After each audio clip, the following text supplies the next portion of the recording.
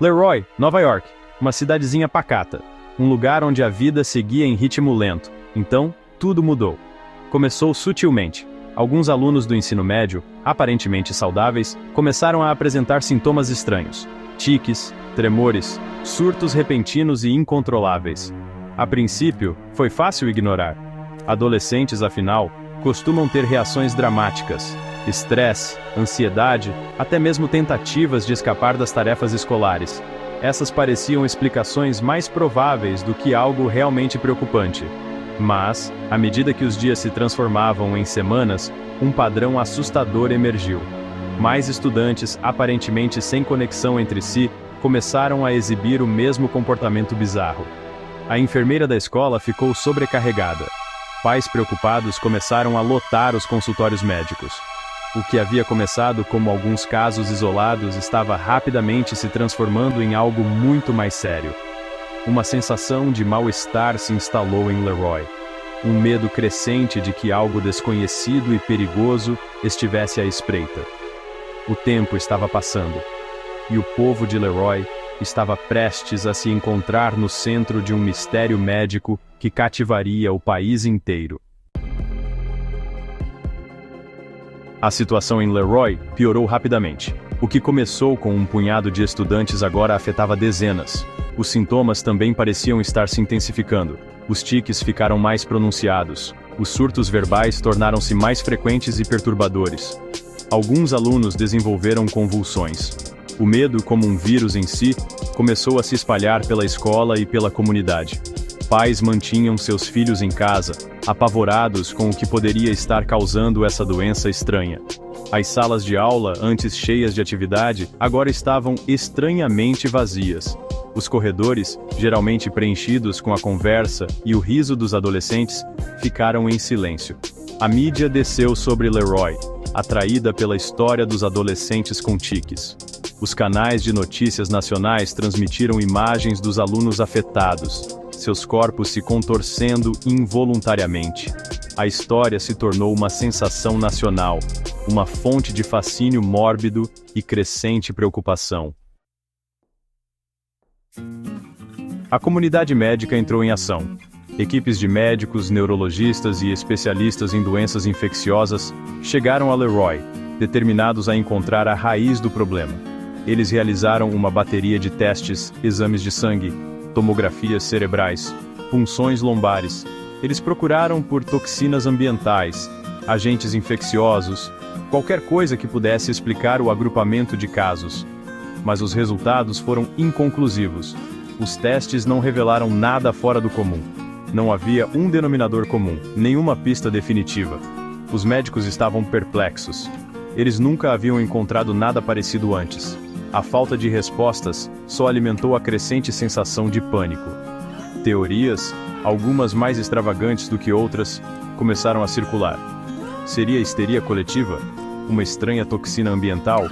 Um distúrbio neurológico até então desconhecido?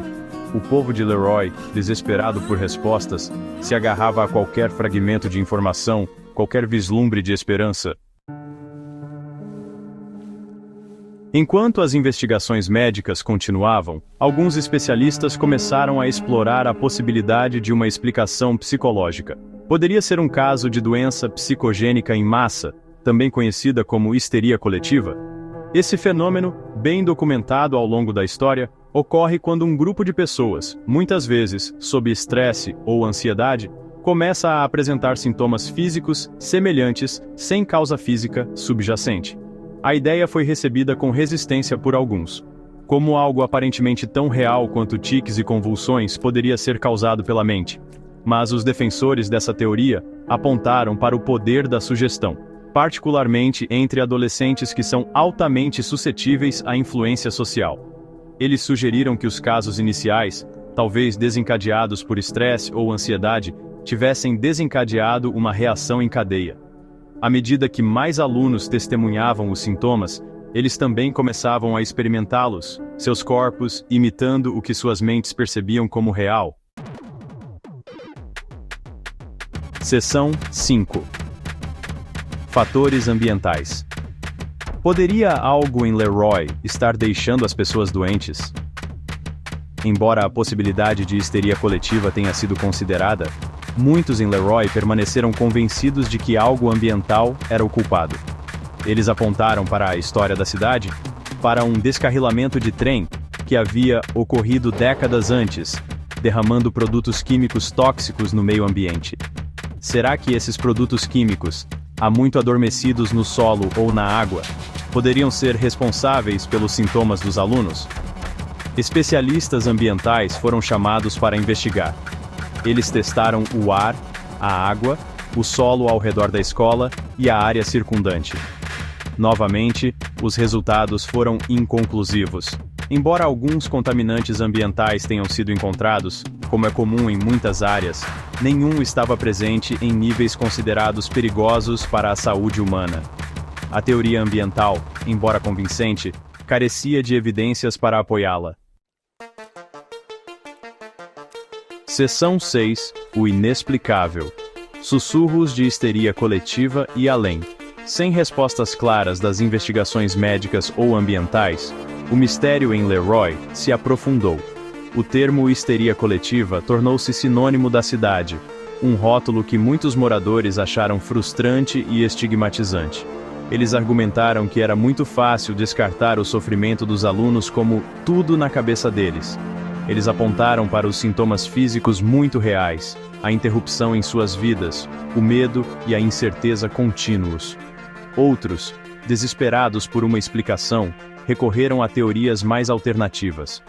Alguns sussurravam sobre toxinas ambientais deliberadamente ocultadas pelo governo. Outros falavam de forças sobrenaturais em ação, de uma maldição sobre a cidade. Essas teorias, embora sem evidências, forneciam uma sensação de controle diante do desconhecido. Seção 7. Recolhendo os pedaços. O longo caminho para a recuperação. Com o passar do tempo, a atenção da mídia diminuiu e os holofotes nacionais se voltaram para outras histórias. Mas para os alunos de Leroy, a provação estava longe de terminar. Muitos continuaram a lutar contra seus sintomas, suas vidas viradas de cabeça para baixo por esta doença estranha e debilitante. Alguns encontraram alívio por meio da terapia, aprendendo mecanismos de enfrentamento para controlar seus tiques e explosões. Outros exploraram tratamentos alternativos, buscando respostas fora do reino da medicina tradicional. O caminho para a recuperação foi longo e árduo, marcado por contratempos e frustrações. Seção 8. Cicatrizes na comunidade. Leroy após o surto. Os eventos em Leroy deixaram uma marca indelével na comunidade. A confiança foi corroída, os relacionamentos tensionados. A cidade, antes um símbolo de tranquilidade de cidade pequena, tornou-se sinônimo de uma doença misteriosa. O impacto econômico também foi sentido. As empresas sofreram com o declínio do turismo, e as pessoas hesitaram em se mudar para uma cidade contaminada pelo estigma do surto. O tecido social de Leroy, antes fortemente tecido, havia se desgastado, deixando para trás uma sensação de desconforto e incerteza. Seção 9. O mistério persiste. Perguntas sem resposta e lições aprendidas. Anos depois, o mistério do que causou o surto em Leroy permanece sem solução. Foi histeria em massa? Uma rara toxina ambiental? Uma combinação de fatores? Ou algo completamente diferente? A verdade, como a própria cidade, permanece envolta em mistério. Os eventos em Leroy servem como um lembrete severo das complexidades da mente e do corpo humanos. Eles destacam o poder da sugestão, a influência do medo e da ansiedade e o impacto muito real que o meio ambiente pode ter em nossa saúde e bem-estar. Talvez a lição mais importante a ser aprendida com Leroy seja a necessidade de empatia e compreensão. Diante do desconhecido, é fácil tirar conclusões precipitadas, buscar explicações simples para fenômenos complexos. Mas a experiência humana, como o mistério de Leroy, raramente é tão facilmente definida.